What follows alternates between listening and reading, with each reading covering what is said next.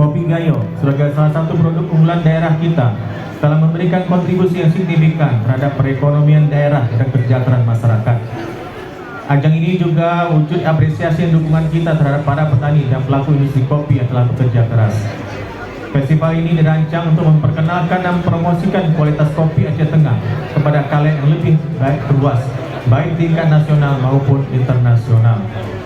Dengan mengucapkan Alhamdulillahirabbil alamin, penutupan Festival Produk Unggulan Kopi Aceh tahun ini secara resmi kami nyatakan ditutup.